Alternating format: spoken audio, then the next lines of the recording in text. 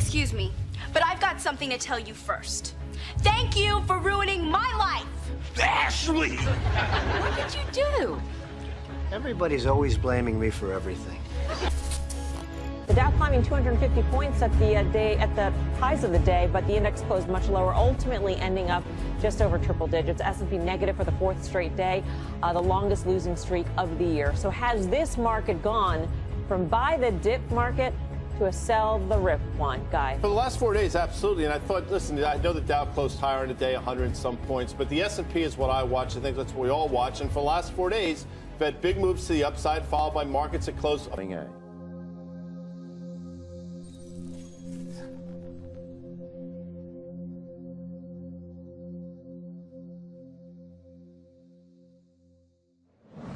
What is a Bitcoin? What is Bitcoin? What backs a Bitcoin? You put some of your money, real money, online, and it turns into Bitcoin. I don't even know why we call them coins, except that they call it coins in the name. I think Bitcoin has turned into a massive multiplayer online game where speculators are trying to out-speculate each other. Is it a means of exchange or an asset class? I see you taking my real dollars, and then you give me virtual money in return. Thanksgiving dinner, my grandmother asked me, what the heck is this Bitcoin stuff anyway, right? And I said to her, do you remember when Visa cards first came out? You were used to paying with cash or with a check, and then a Visa came out. It was this weird payment system that you didn't understand. And she said, yeah, I remember that. I said, well, Bitcoin is just the next evolution of another payment system. Bitcoin. By now, you've probably heard of it. The wild fluctuations in its price has gained the attention of the mainstream financial media. But Bitcoin is much more than just your average investment. Beneath all the hype and hysteria lies what could be the most important technology of our lifetimes. So what exactly is it? To fully appreciate the characteristics that make Bitcoin a potentially world-changing technology, we first need to understand what money is. Currency started developing 6,000 to 9,000 years ago, some sort of medium of exchange, and people used something of value. Societies around the world, though, started to select gold and silver as their primary currency about 3,000 years ago, and then about 680 BC, they became money when they were minted into coins of equal weights. Governments started creating representative currencies where you deposit your gold and silver, or they have gold and silver in the treasury and they come out with notes that are basically a claim check on the gold. So they're supposed to be as good as gold because you can always convert them into gold. In 1944, the Allied nations met at the small town of Bretton Woods, New Hampshire. Here, they drafted a new financial system, which would stabilize the world's financial system once the war ended. With the United States poised to enter a golden age of prosperity, the U.S. dollar was chosen to be the world's reserve currency. The Bretton Woods system was created after the Second World War at the Bretton Woods Conference in New Hampshire. And rather than using gold as the means of exchange between countries, as was the case under the old gold standard, the dollar was going to be used. The dollar was chosen because back then it was as good as gold. Under this new system, the countries of the world would tie their currencies at a fixed rate to the U.S. dollar. And because most of the world's gold was held in U.S. vaults, the U.S. dollar would be backed by gold at a fixed price of $35 per ounce. This created a system where the currencies of the world were effectively backed by gold through the U.S. dollar. I have directed Secretary Connally to suspend temporarily the convertibility of the dollar into gold or other reserve assets. The Bretton Woods system lasted for about 25 years, but in August of 1971, President Richard Nixon called for an emergency press conference where he announced foreign countries would no longer be able to convert their U.S. dollar holdings into gold. This surprise move would come to be known as the Nixon shock. With this one announcement, President Nixon effectively created our current monetary system, a system where no currency is backed by gold or anything of value. This is what is known as a fiat currency. Fiat currency is currency that's backed by nothing except government promises. The word fiat is a Latin word, and it basically means currency that's circulating by force. If people have confidence in that currency, and if there's enough government force, that will enable the currency to circulate for a period of time until people lose confidence in the currency. Money is a medium of exchange, and the way it has evolved is that it's always something of intrinsic value until the modern age, when the politicians say, well, we don't need anything of intrinsic value anymore. All we need is political decree. We can say this is money, this piece of paper is money. Now money has a new characteristic, but underneath it all, there's this same concept in place that nobody ever seems to challenge, and that is that governments have a right to declare something of no value to be money, and you must accept it. That's really the problem, and it's still the problem today. Without anything tangible backing the currencies we use today, governments around the world have been able to issue unlimited amounts of new currency without restraint. And with the advent of the digital age, currencies around the world are now digits in a global banking database. So what is Bitcoin? Well, simply put, it's a digital currency, much like the electronic currency we use today. But it's also the payment network which facilitates the transfer of this new digital currency from one person to another. Bitcoin's a new internet protocol that enables the transmission of value over a communications channel. You can think of it like being able to send a gold coin as easily as you send an email. You can send any amount of money to anyone in the world, anytime, can't be seized, can't be confiscated, can't be frozen. Very useful technology. So Bitcoin is a digital currency, and it is a payment system. So it's a payment system in the same way that bank networks are, or PayPal. Those are all payment systems. But it's also a currency. So PayPal and banks use the dollar as their currency. The Bitcoin payment system uses Bitcoins as its currency. So they both have the same name. What is your opinion of disruptive digital currencies such as Bitcoin? If you're looking for the idea that a currency doesn't really have to be something physical, it can be something that's virtual, that's the system we already have. You know, and if you want it to be, I want a way to make payments electronically, that's, you know, credit cards. I mean, so exactly what it is that this thing is supposed to be doing that we don't already mostly do. Bitcoin is different from other fiat currencies in a couple ways, but not the way people think. So most people think it's different because it is a digital currency, but fiat currencies are also digital, right? So the dollar is a digital currency, the euro is a digital currency. They're all just ones and zeros in the banks of the world. So it's not that Bitcoin is digital that makes it unique. It's unique in that it cannot be created out of thin air. So dollars, euros, yen, these can all be created out of thin air by people who have permission to do so, which is generally a central bank. Bitcoin has no ability to create it out of thin air, so it is a scarce digital asset. Unlike the banking system we currently use, where bureaucrats meet behind closed doors and determine and regulate the supply of new currency, mathematics and cryptography are used to regulate the creation of new bitcoins. The Bitcoin network is decentralized, meaning that instead of transactions and account balances being stored on a central computer or database, Bitcoin's ledger of accounts, more commonly known as the blockchain, is distributed across tens of thousands of computers around the world. There's something called Napster. We all remember Napster. We could download music and movies from Napster, but after a while it got so big and popular, the government came in, shut it down because of copyright infringements. No more Napster, right? So then somebody created something called the BitTorrent network. What's this? This is a software people run on their computers that allows people to file share. So if you run this software, you can go to things like Pirate Bay or Views or BT Junkie, and you can download any music or any movies you want, and they can't stop it because it's not a centralized location. Well, Bitcoin is the currency that runs on the BitTorrent network. Why was gold and silver considered money for the last 4,000 years is because it took work and effort to make that nice, beautiful coin. They had to dig it out of the ground and refine it in the crucibles and the furnaces and stamp it into a nice, beautiful coin.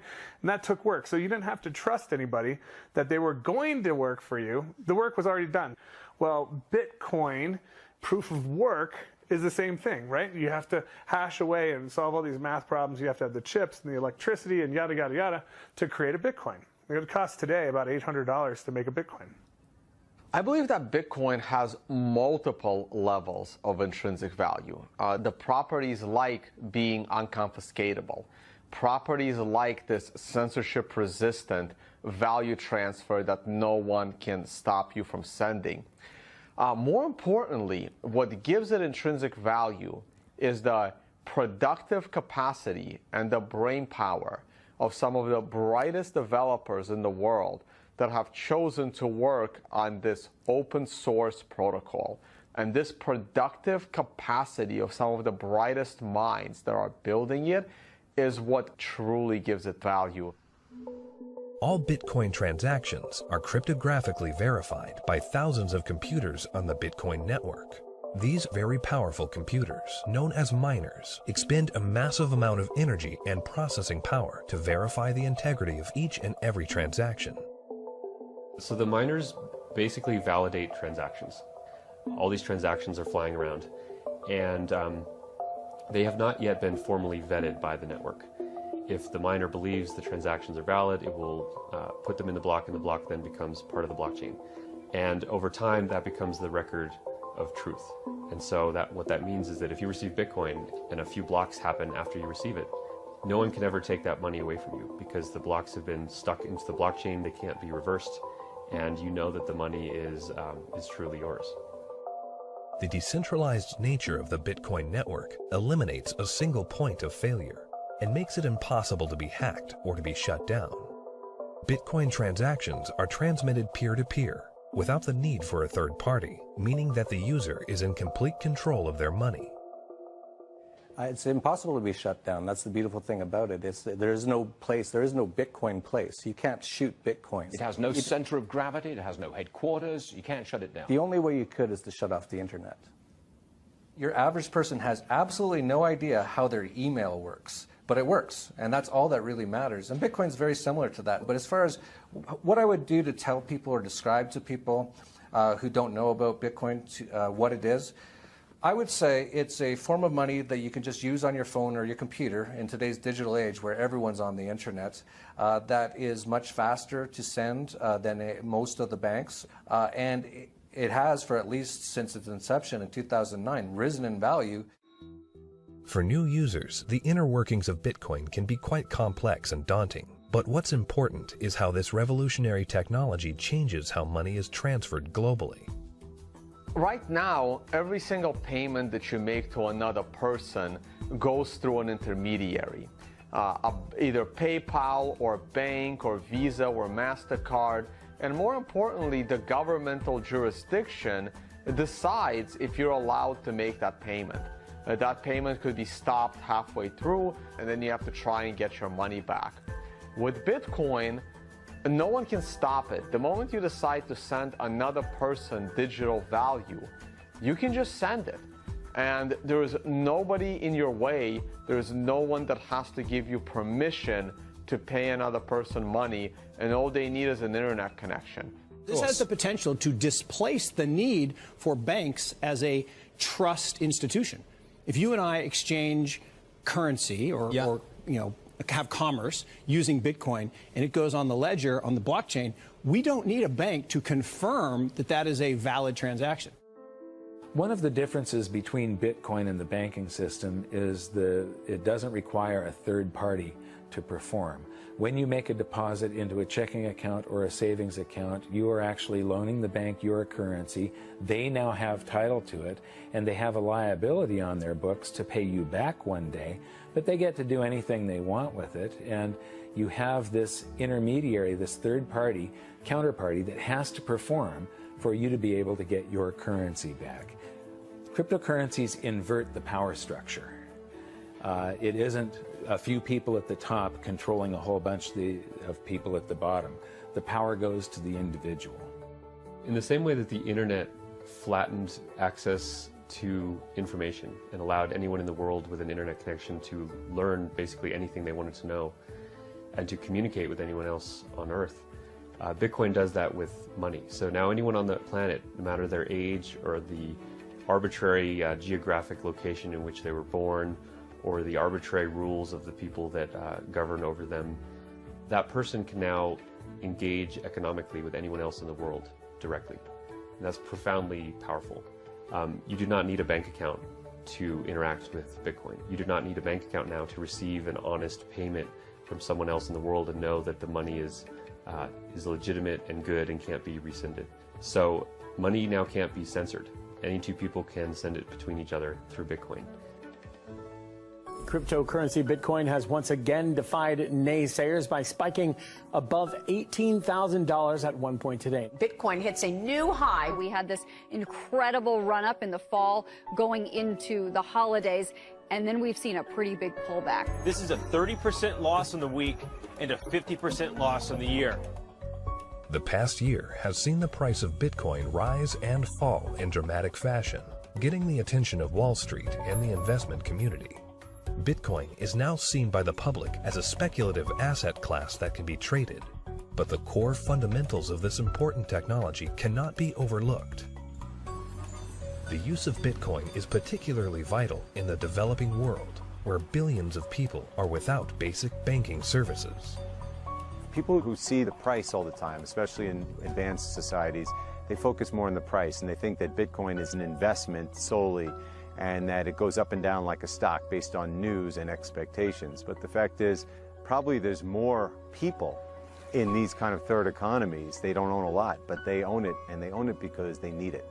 Not because they expect to get rich or hope to get rich, because they need to protect themselves against both destroyed fiat currencies and against capital controls. So when people think of it as an investment, they have to realize that the reason that Bitcoin's so exciting is because it's a future money for the world, not because it's something that could become a great investment. It just so happens to be that both can be accomplished at the same time.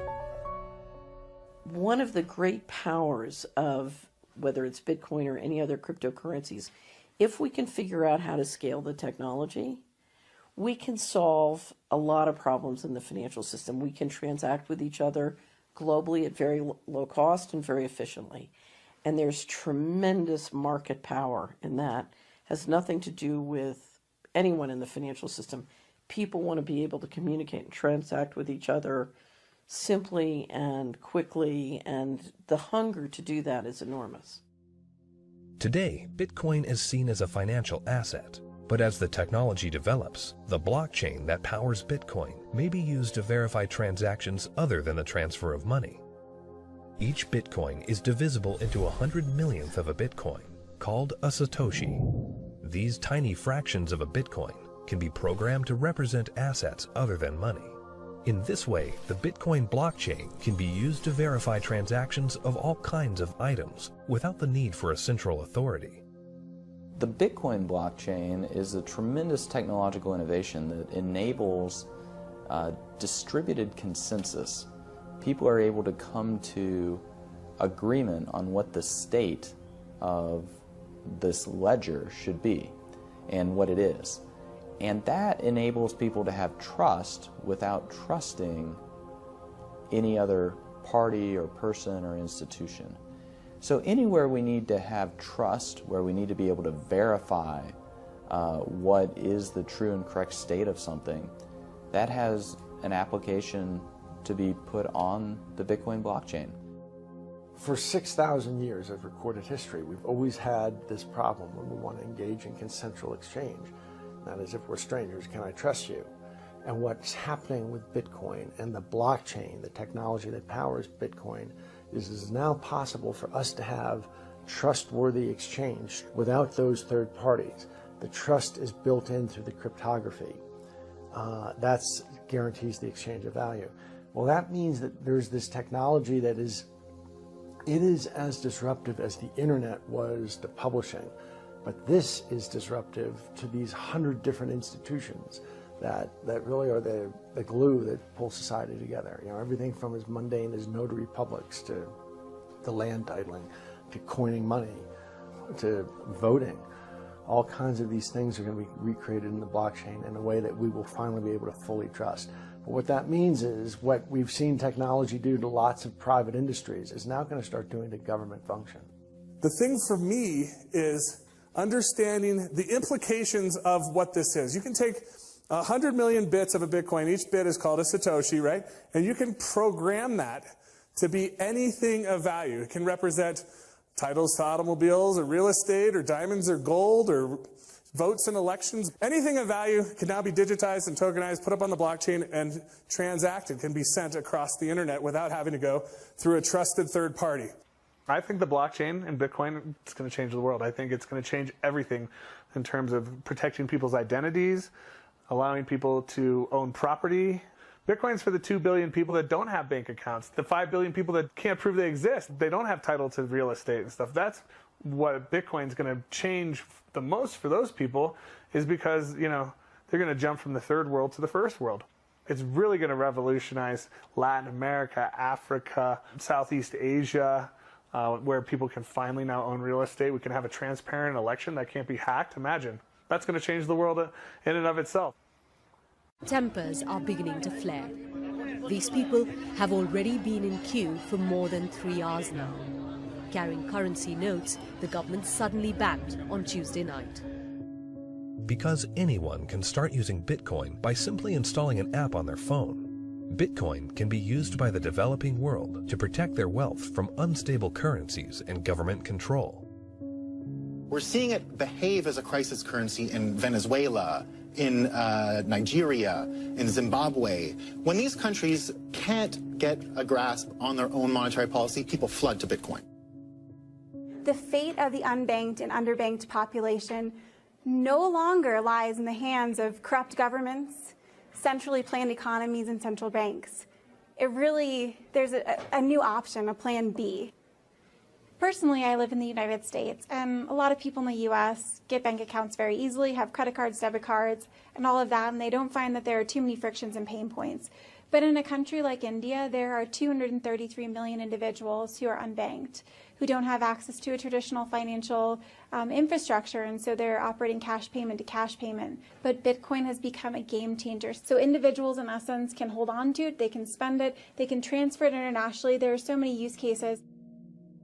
Currently, Bitcoin transactions can sometimes carry a significant fee, making it unsuitable for use for small transactions. But Bitcoin is programmable money, meaning that new layers and technologies can be integrated into it. In the near future, one such development, called the Lightning Network, will help reduce the cost of Bitcoin transactions. At the moment, Bitcoin is actually suffering from being too popular. One of the challenges that Bitcoin has is every transaction needs computational power to process. So at the moment, Bitcoin can settle about 4 to 7 transactions a second. And in the future, each of those 4 to 7 transactions a second can contain 1 million transactions within it. And that's what the second layer and Lightning is trying to do. It will just make it so much more efficient and so much cheaper for the average person. The integration of the Lightning Network into the Bitcoin protocol will scale Bitcoin into a fast, cheap, and efficient payment system. Once implemented, this will have enormous implications for the developing world. One of the stumbling blocks to doing international business is the payment system. And to be honest, if you're taking credit cards from some countries, those countries are so associated with fraud that your rates on all credit cards you take just become astronomical, and it becomes prohibitive. Something like 33% of the credit card transactions coming out of Africa are fraudulent. So nobody wants to take business from Africa. It's just too risky. With Bitcoin, you know the funds are good. So as a merchant, yeah, pay with Bitcoin. I'll sell anything you want, that's legal to Africa. That has tremendous implications, to be able to get access to these types of products and services so seamlessly. And then they're able to start having property rights. And property rights is really what's going to help lift them up out of poverty. Closer to home, in today's digital world, governments have started to phase out cash, replacing it with digital currency. In this environment where concerns over personal privacy are very real, Bitcoin provides monetary sovereignty outside the control of government policy. When you have a situation where the government is trying to control, they don't want people to have the means of hiding anything from them. Not just from a tax standpoint, they want to know what everyone's doing in Big Brother fashion. So, the way that I look at Bitcoin is it's the ultimate monetary weapon that the people have never had in history. Every government in the world wants to go cashless. One of the reasons is that in a cashless society, you are not able to exit the banking system. When people panic, they run to the ATM machines, they run to the bank and they withdraw money. The other thing is the governments are starting to run out of money. And governments don't build anything. They just use other people's money. So they are treating everyone as a tax evader. I believe the main reason why Bitcoin is so popular and important is not because of its finite supply and being gold. It's because of anti-money laundering laws preventing people from doing what they want with their money. One of the main functions of government is to create currency. And Bitcoin is successful only because of its potential for circumvention, lack of oversight. So it seems to me it ought to be outlawed. It doesn't serve any socially useful function. As to whether or not Bitcoin is illegal or should be seen to be illegal, cash has been used for a whole heck of a lot more illegal things than Bitcoin has through the years, and still is today. Cash is untraceable. It's easily transportable. Nobody knows where that dollar has been and how it's been moved from hand to hand to hand. So it's just a matter of making that connection that a cryptocurrency is really not a new thing. It's just a different version in a digital form of something that's existed in our society and legal structures for millennia. Bitcoin is shifting the paradigm and challenging the legacy financial system. Recently, Jamie Dimon, chairman and CEO of J.P. Morgan Chase, America's largest bank, was quoted calling Bitcoin a fraud. Why is Bitcoin a fraud? Here's the reason. Governments, the first thing they do is form a currency. They like to control the currency. They control it through a central bank. They also like to know who has it, where it is, where it's going. Wait until someone gets hurt. Wait until it's used for illicit purposes, which it is somewhat used for illicit purposes. They close it down. You got people like Jamie Dimon, a serious guy, calling it a fraud. Calling it fraud? You mean like those hundreds of billions of dollars of securities that Jamie Dimon sold the public a decade ago called mortgage-backed securities? He's calling Bitcoin a fraud? Is that going to go to zero like his securities that he sold the public? First with respect to asking a banker about whether they like Bitcoin or not, that's kind of like asking a king, do you like democracy? It's just so thoroughly frustrating and insulting when people who know very little about what we do watch an up-and-coming technology and have the audacity to call us all criminals. We're not the criminals here. The whole damn reason this ecosystem exists is because they're the criminals. And it doesn't really matter at this point what he thinks. The genie's out of the bottle. Somebody in this room or somebody at this conference or somebody around the world is going to solve the problem of decentralized lending and value-stable currencies and decentralized exchange. And within 5 to 10 years, banks will become less and less relevant, just like landline telephones are becoming less and less relevant. And we're going to wake up one day and we're going to be in charge of our own money. And Jamie Dimon, in retirement, can watch the world as it is, not the world as he would like it to be. The Bitcoin blockchain is built on decentralized consensus outside the control of a central party.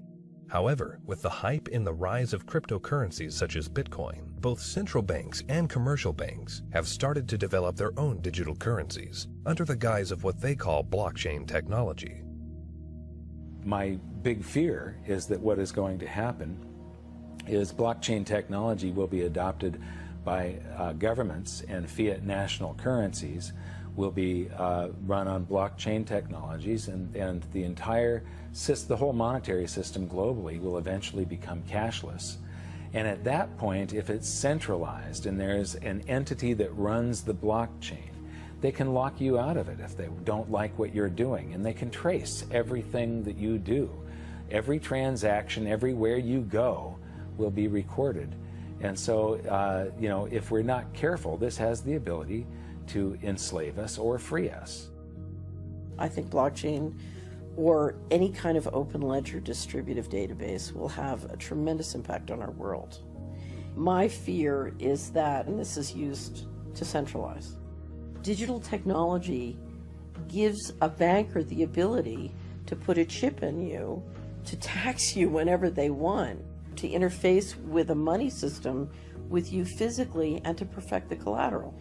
So I love the innovation, and the question for all of us is, how can we innovate and make the financial system more efficient and do it in a way at the same time where we distribute the power lines in the political system? The blockchain is a technology, which is a good technology. We actually use it. It will be used for a lot of different things. God bless the blockchain. Cryptocurrencies and digital currencies, you know, I think are also fine. You know, JP Morgan moves $6 trillion around the world every day. We don't do it in cash. It's done digitally. If it can be done digitally with the blockchain, so be it. But it'll still be a dollar cryptocurrency. A majority of the people are using the word blockchain, and they don't really care whether it has this decentralized mining. The government is going to just have a digital representation of the dollar. They can call it a blockchain, but there's not going to be mining. There's not going to be decentralization. It's going to be a centralized coin. Whether they call it a blockchain or not is irrelevant. The whole purpose of a blockchain is to remove control from a central party. If you're a central bank and you make a blockchain for dollars, and then you have dollar coin, if you still have full control over the dollar coin, you can create how much of it you want, you can control where it goes. There was no point in having a blockchain at all. You might as well just have a centralized database like a banking system. To really use blockchains in any meaningful way, it means that there is no person in charge. And so a central bank, by definition, is the one who is supposed to be in charge of money. And thus they would never create a blockchain or a cryptocurrency that they couldn't control.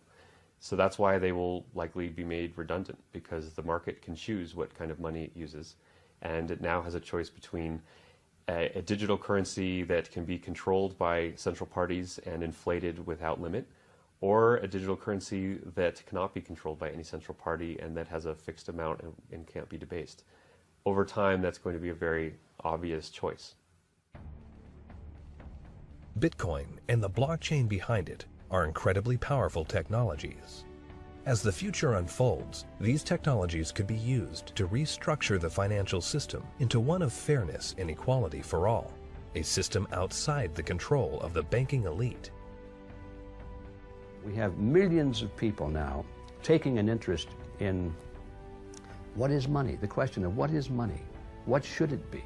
Yeah, Beijing is in fact looking to introduce a new way to price oil as early as this year in their own currency. Up till now, the U.S. dollar has been the only currency with which large-scale purchases of oil were conducted, hence the term petrodollar. But now it's the idea of the petro-yuan that's being introduced, which would, of course, mark a significant dent in the U.S. dollar's global dominance. Now, the move will allow China's trading partners to pay with either gold or to convert the yuan into gold, cutting out the U.S. dollar out of the question altogether. And frankly, it's a logical move for China because they're, of course, the world's largest oil importer. For example, just last year, China spent over $100 billion U.S. dollars on oil. So in theory, if they manage to make those purchases in yuan in the future, that would mean a huge chunk of U.S. change completely off the financial markets. And one can only wonder what sort of effect that will have. And of course, it's a rather ambitious undertaking, and there is some doubts that trading partners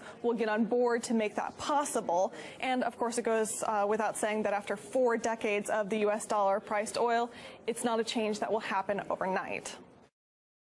OK, well, to discuss this a bit further now, we're joined by the host of RT's Kaiser Report, Max Kaiser. Max, good evening. Thanks for coming on. We were hearing there that China looks set then to challenge the petrodollar. Why does Beijing feel the need to do this? Well, first of all, they're very brave to do this because countries that have tried to exit the oil-dollar matrix have met terrible ends. Of course, Saddam Hussein wanted to trade oil in euros. He was killed. You had Muammar Gaddafi wanted to trade his energy in something other than U.S. dollars. He was killed.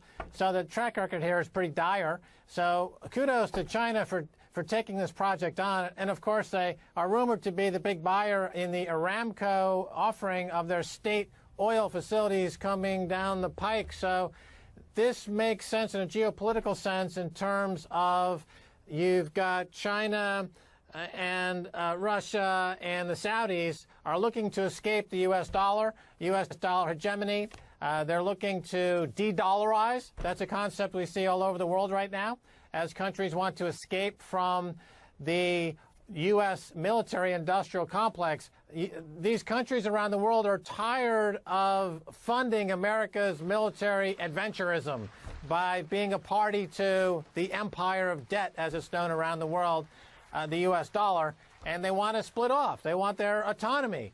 China wants autonomy. Russia wants autonomy. Iran wants autonomy. They don't want to be ruled over by the U.S. dollar anymore. So this gives them away this contract, futures contract based in yuan for oil, convertible into gold.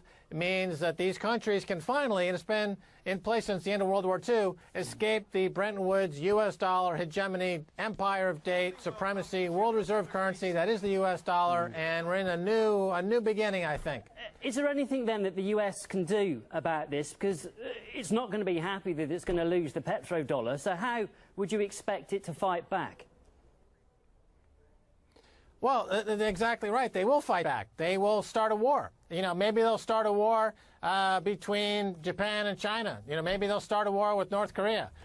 America will do anything to keep the U.S. dollar as world reserve currency. They will invade a country like Afghanistan. They'll stop at nothing because this is the basis of the U.S. empire. It's not land-based. It's not based on material goods. It's based on rent-seeking. It's based on lending dollars, getting that income, and then when countries can't pay, they dismantle the assets and take them over. We saw in Latin America, South America. This is how America built its empire. The countries that are resistant to America's financial cartel are Russia, China, Iran. So now they figured out, you know what, we're going to split off from the dollar, and they can do so with this new contract. And they're embracing cryptocurrencies. Cryptocurrencies in this context is another way to de-dollarize, get out of the U.S. dollar. The U.S. dollar is being held up narrowly with the Pentagon's various actions around the world and a lot of market machinations from the central banks. But once the cat's out of the bag, look for the dollar to have a very significant crash. And among the countries you said might actually join China in this were Saudi Arabia. You said that just a couple of minutes ago. I mean, that might surprise a lot of people that they would be willing to go ahead with this. Oh, yeah.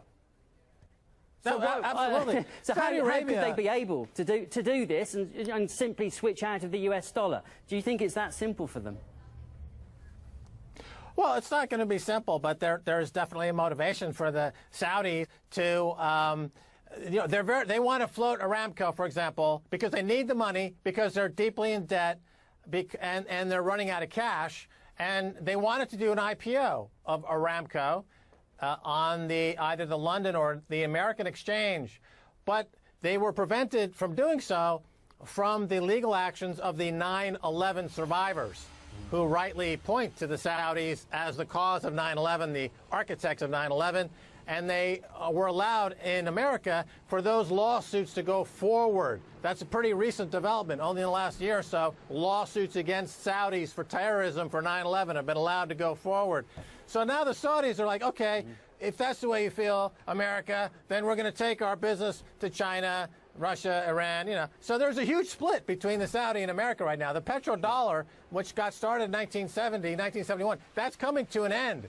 One of the things I've always admired about you as an investor is that you don't talk about what should be. You figure out what is going to be, and then you do that. So what is going to be with respect to the stock market? What's going to happen? I learned very early in my investing careers, I better not invest in what I want. I better invest in what's happening in the world. Otherwise, I'll be broke, dead broke. Well, what's going to happen is this is going to continue. Some stocks in America are turning into a bubble. the bubble's going to come, then it's going to collapse. And you should be very worried. Well, yeah, TV ratings do seem to go up during crashes, but then they completely disappear when everyone is obliterated. So nobody is hoping for that. But so when is this going to happen? Later this year or next. Later this year or next. Write it down. And what will trigger it? Well, it's interesting because these things always start where we're not looking. In 2007, Iceland went broke. And people said, Iceland, is that a country? They have a market? And then Ireland went broke, and then Bear Stearns went broke, and then, you know, Lehman Brothers went broke. They spiral like that. Always happens where we're not looking. I don't know, it could be an American pension plan that goes broke, and many of them are broke, as you know. It could be some country we're not watching. It could be all sorts of things. It could be war, unlikely to be war, but it's going to be something. When you're watching Business Insider and you see, that's so interesting, I didn't know that company could go broke. It goes broke. Send me an email, okay, and then I'll start watching. And how big a crash could we be looking at? It's going to be the worst in your lifetime. I've had some pretty big ones in my lifetime. It's long. It's going to be the biggest in my lifetime, and I'm older than you. No, it's going to be serious stuff. It's going to be very. We've had financial problems in America. Let's use America. Every 4 to 7 years since the beginning of the Republic. Well, it's been over 8 since the last one. This is the longest, or the second longest in recorded history, so it's coming. And the next time it comes, you know, in 2008 we had a problem because of debt. Henry, the debt, now, that debt was nothing compared to what's happening now. In 2008, the Chinese had a lot of money saved for a rainy day. It started raining, they started spending the money. Now even the Chinese have debt. And the debt is so much higher. The Federal Reserve, the central bank in America, the balance sheet is up over 5 times since 2008. It's going to be the worst in my lifetime too. Be worried. I am worried. Good, good. Can the Fed rescue us? Can anybody rescue us? They will try. They will. What's going to happen is they're going to raise interest rates some more. Then when things start going really bad, people are going to call and say, "You must save me. This Western civilization is going to collapse." And the Fed, who's made up of bureaucrats and politicians, will say, well, we better do something. And so they will try, but it won't work. It'll cause some rallies, but it won't work this time. And we are in a situation where Western civilization already seems to be possibly collapsing, even with the market going up all the time. Often when you do have a financial calamity, you get huge turmoil in the political system. What happens politically if that happens? Well, that's why I moved to Asia. My children speak Mandarin because of what's coming. You're going to see governments fail. You're going to see countries fail this time around. Iceland failed last time. Other countries fail. You're going to see more of that. You're going to see parties disappear.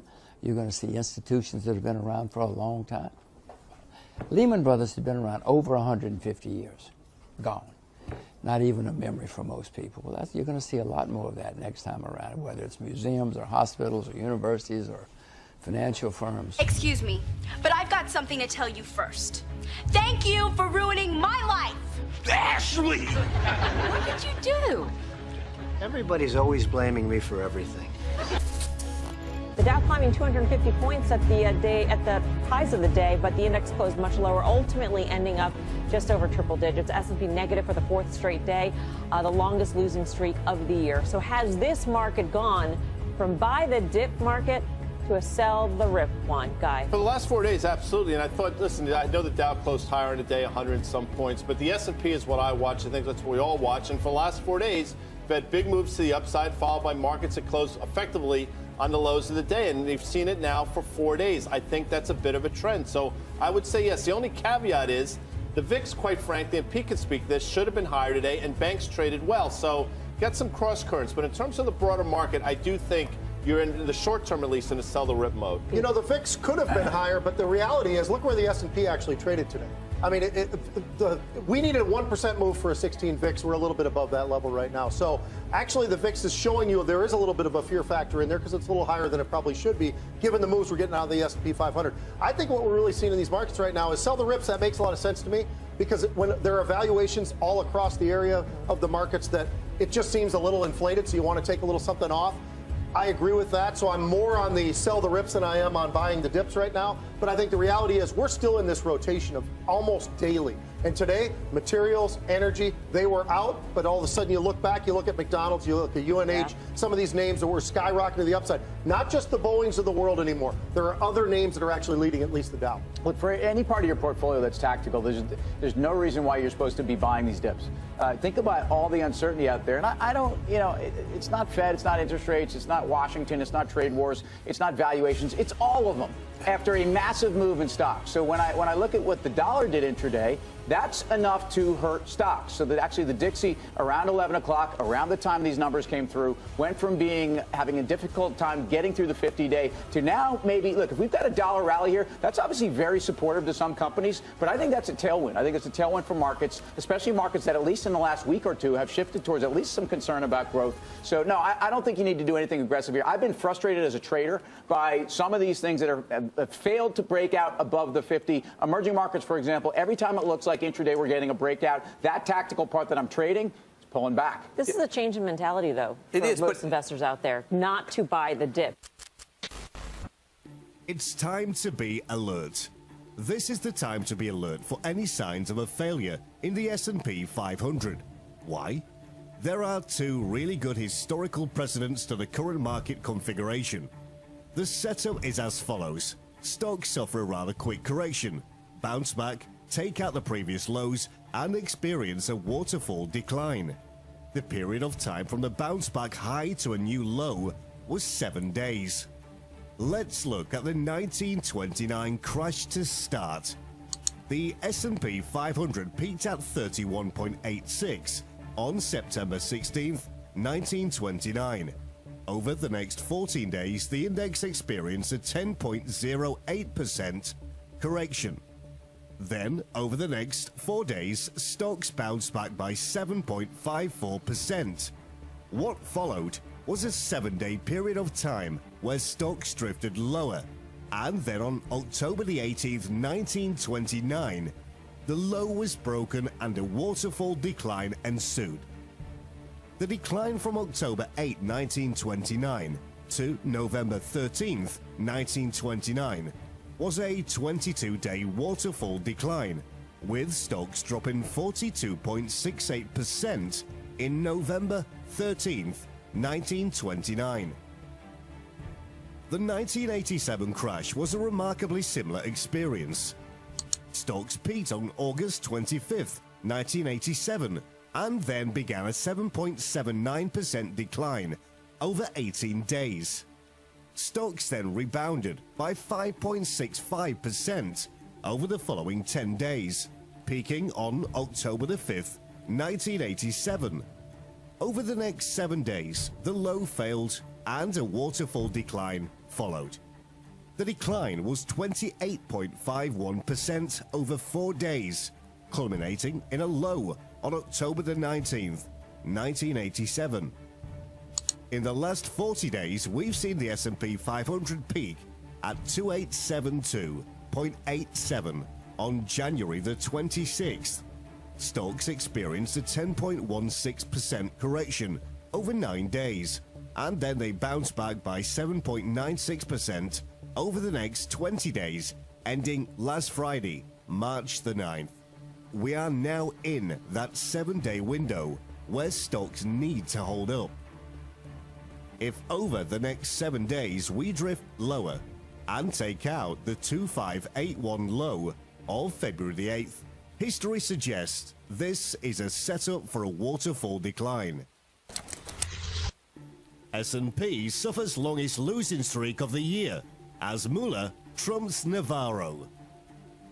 This is not the normal pre-OPEC panic ramp. Everyone's buying stocks market. Some generous national team action overnight saved Chinese stocks from sinking back into the red, YTD. Europe closed green, rallying after US markets opened.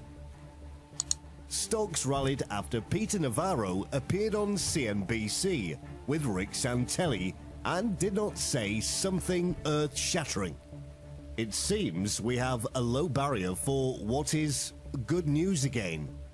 But then Mueller headlines sparked some de-risking. Dow dramatically outperform. This is the S&P longest losing streak of the year, since 12th of the 6th, 2017. Futures show the overnight dip around the Japanese Open, suggested driven by comments from Kuroda, built it was quickly stabilized. S&P clings to its 50 DMA.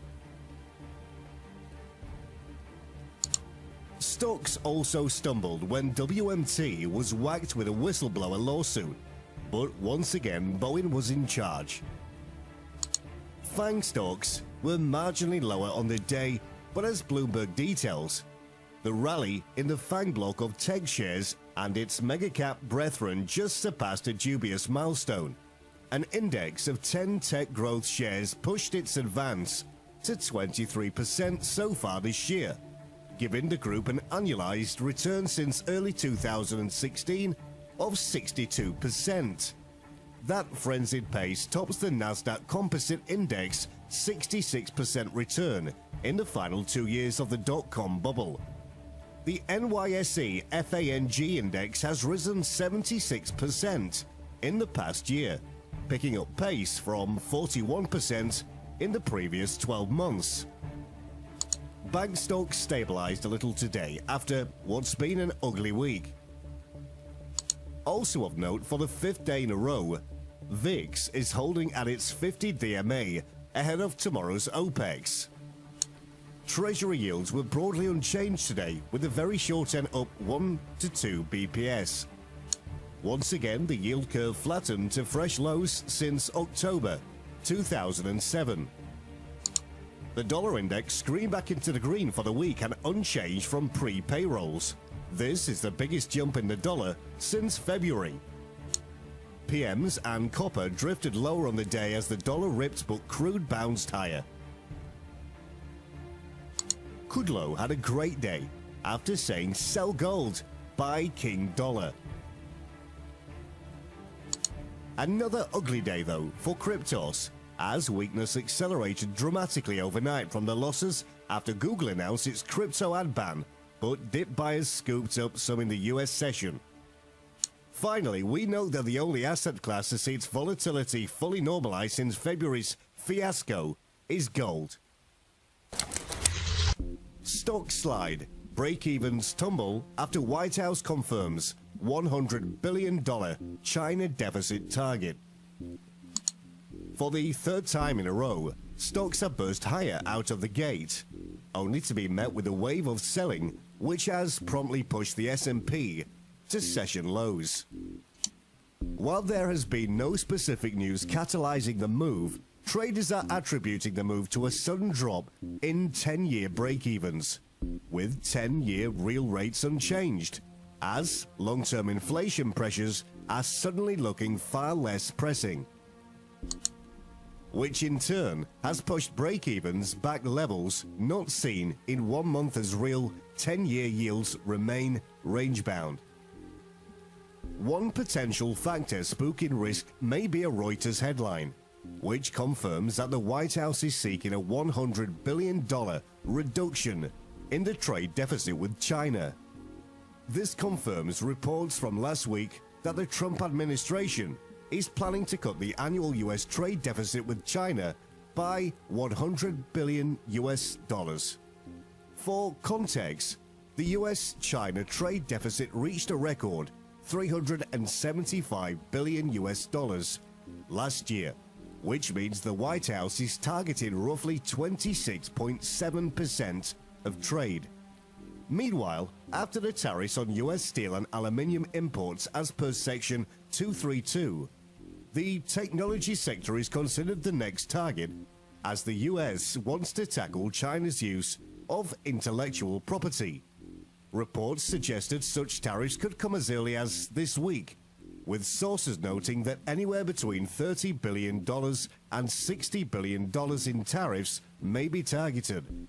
It appears that after generally ignoring trade war news, markets are becoming increasingly sensitive to any trade developments in the aftermath of Tillerson's departure.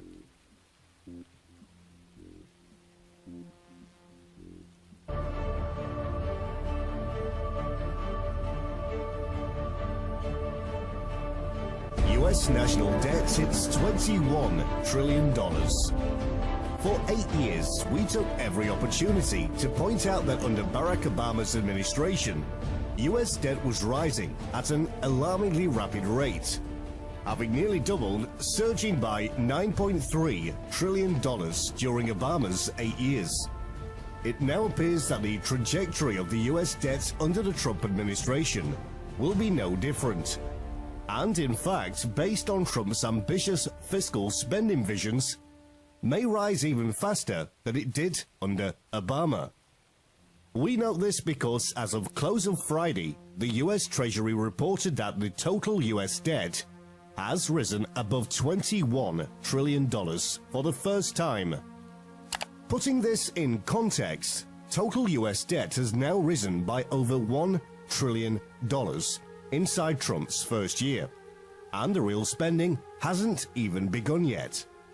What is amusing is that Trump, who has a tweet for every single occasion, and who no longer even pretends to care about the unsustainability of US spending, was extremely proud as recently as a year ago by how little the debt has increased during his term.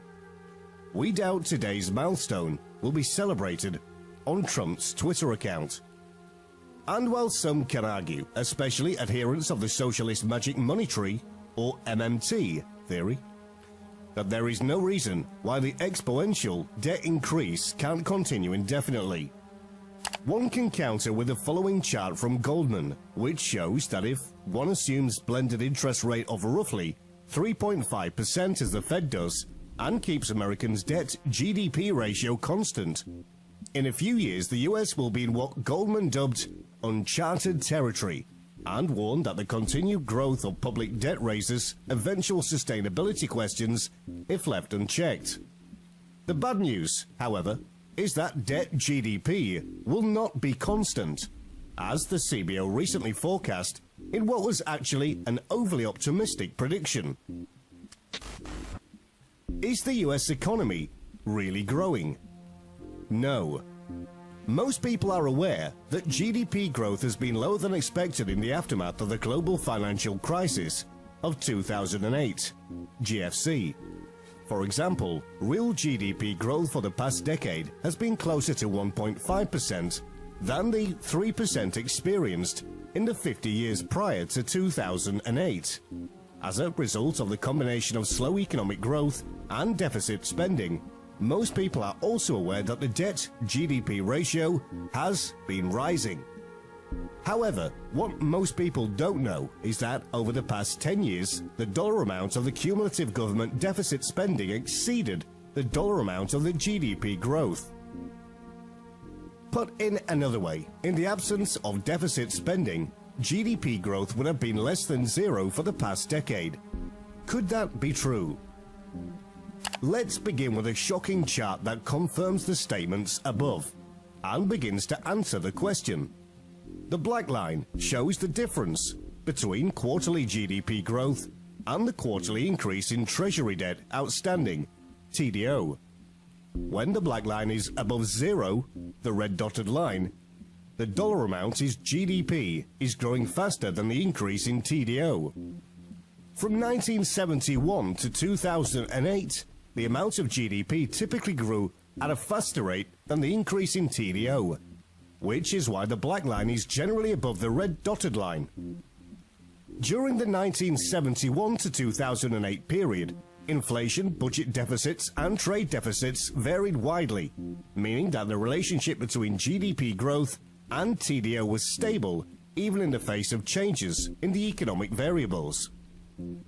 Regardless of those changing economic variables, the US economy tended to grow at a pace faster than TDO for 4 decades. The only interruptions to the pattern occurred during recession of the early 1980s, early 1990s, and early 2000s, when GDP fell while budget deficits did not.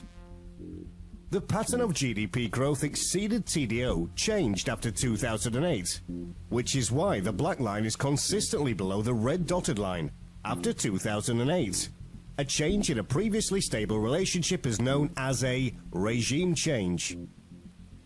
Focusing first at 2008 to 2012.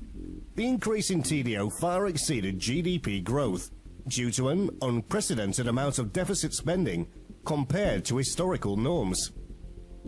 Focusing next on 2013 to 2017, the blue line has been closer to the red dotted line, meaning that the dollar amount of GDP growth was roughly equal to TDO. If the pattern of the past was, in effect, the black line should have been far above the red dotted line for most of the entire period of 2009 to 2017, because it would be expected that a recovering economy would have produced an excess GDP growth over TDO, but that didn't happen. This article will not speculate on why there was a regime change. Instead, this article is focused strictly on identifying that a regime change occurred, and that few people recognize the importance of the regime change, which is probably why it persists. Taking a quick detour into the sample math of GDP accounting, the level of GDP is calculated by adding up all forms of spending. GDP equals C plus I plus G plus X. In the above equation, C is consumer spending, I is investment spending by corporations, G is government spending, and X is net exports, because the US has become such a heavy net importer. X has been a subtraction from GDP since 2000. For context, at the end of 2017, the level of GDP was 19.74 trillion, per the Bureau of Economic Analysis, the BEA. Of that 19.74 trillion, the Congressional Budget Office, CBO, calculated that the US government spent $3.98 trillion, all of which counts towards GDP. In 2017, the government borrowed $516 billion, meaning that the government spent more than it received via taxes and other sources. The main insight in understanding how the government calculates GDP is that all government spending counts as a positive for GDP, regardless of whether that spending is financed by tax collections or issuing debt. Because deficit spending is additive in that calculation of GDP, it makes sense to compare the amount of deficit spending to the amount of GDP growth produced each year. The first four columns in the table below show the annual GDP, the annual dollar change of GDP, the total amount of treasury debt outstanding, TDO, and the annual dollar change of TDO.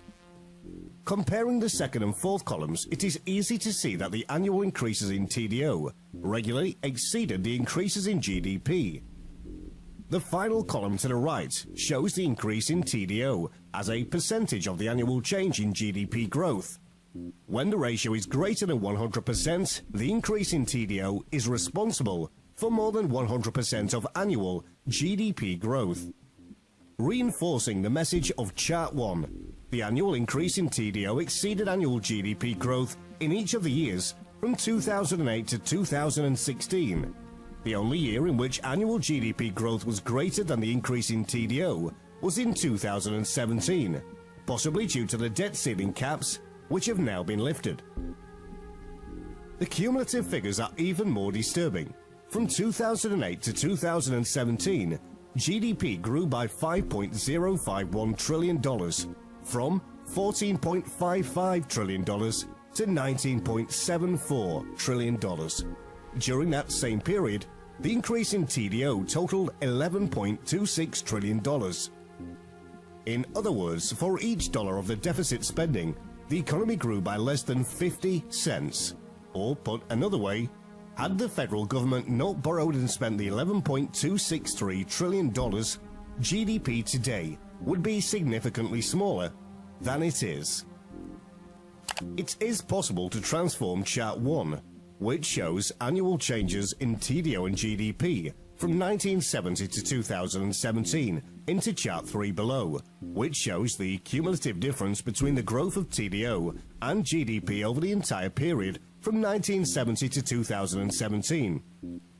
The graph below clearly shows the abrupt regime change that occurred in the aftermath of the GFC, a period in which growth in GDP growth exceeded increases in TDO has been replaced by a period in which increases in TDO exceeded GDP growth.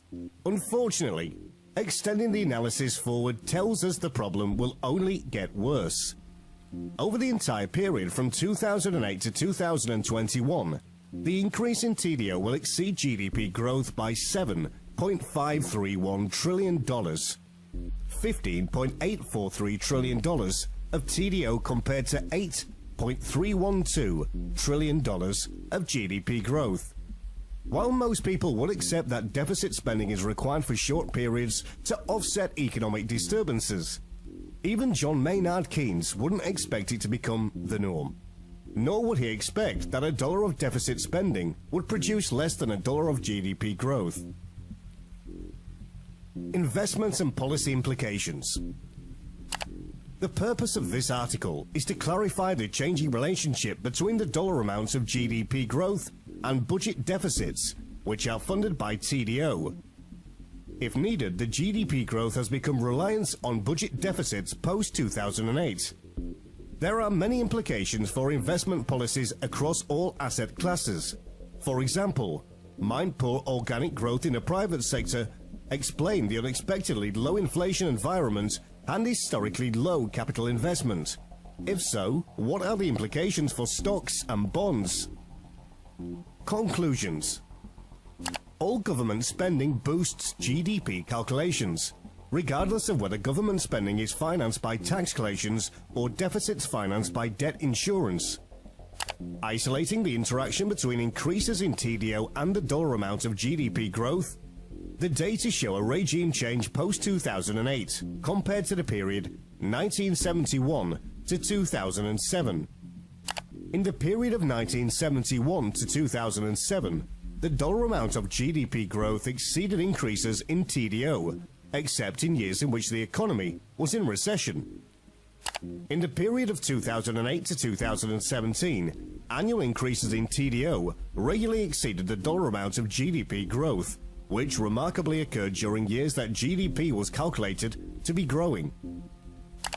In the period of 2008 to 2017, the cumulative increases in TDO was a multiple of cumulative GDP growth. The dollar amount of GDP growth was completely dependent on deficit spending. The efficiency of each dollar of deficit spending is declining because the dollar amount of TDO is greater than the dollar amount of GDP growth.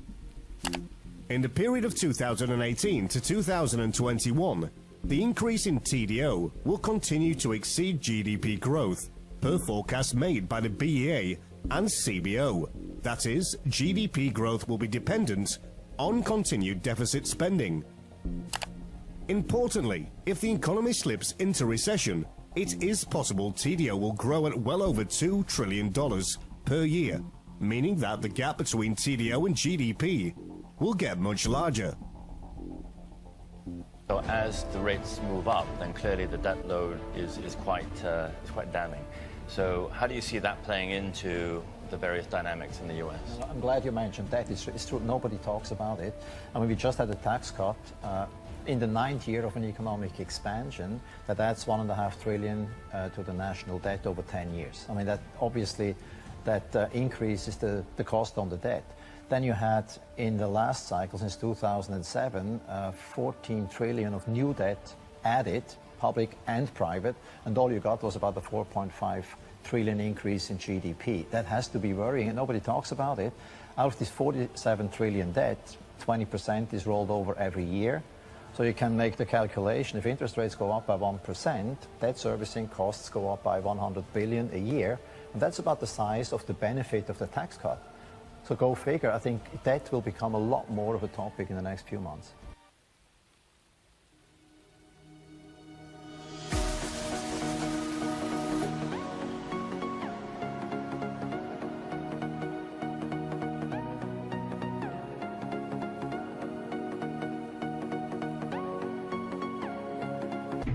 And if there was ever one day in our future where world changes could and should begin, it would be March 26th of 2018.